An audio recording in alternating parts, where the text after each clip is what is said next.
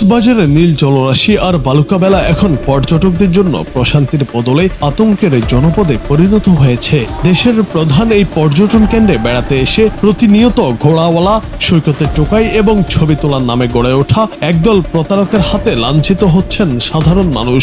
সবশেষ সামাজিক মাধ্যমে ছড়িয়ে পড়া কিছু ভিডিওতে দেখা গেছে সৈকতের বালুচরে ঘোড়াওয়ালারা পর্যটকদের তাড়া সঙ্গে সৈকতে থাকা একদল টোকাই পর্যটকদের উপর ঝাঁপিয়ে পড়ছে। পর্যটকদের নিরাপত্তার দায়িত্বে থাকা ট্যুরিস্ট পুলিশের ভূমিকা নিয়ে এখন উঠছে বড় প্রশ্ন।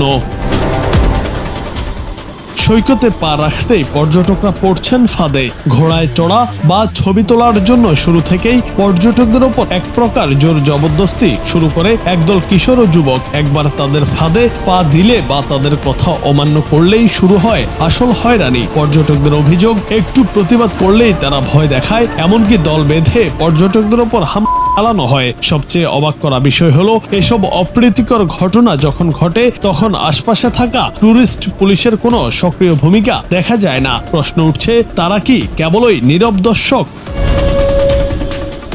ঘোড়ায় ঘুরানো, ছবি তোলার নামে জালিয়াতি এখন কক্সবাজারের নিত্যদিনের ঘটনা। পর্যটকদের অনুমতি ছাড়াই ছবি তুলে পরে মোটা অঙ্কের টাকা দাবি করা হয়। টাকা দিতে অস্বীকৃতি জানালে পর্যটকদের ঘিরে ধরে করে ক্যামেরাওয়ালাদের একটি সিন্ডিকেট। ঘোড়াওয়ালারাও একই কাজ করছেন, তাদের সঙ্গে যোগ দেয় একদল টোকাই। আরও রয়েছে নানা হয়রানি।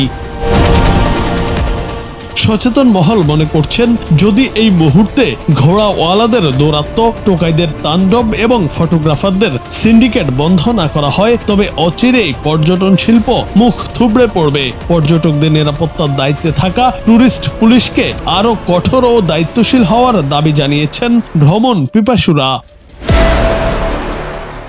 জুনায়েদ আহমেদ, বাংলা টিভি।